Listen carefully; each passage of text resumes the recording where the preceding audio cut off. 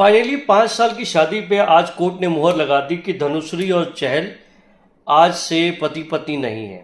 ये 5 साल की शादी, 1.5 साल से ये अलग रह रहे थे, तो इस पे मुहर लगनी तो थी।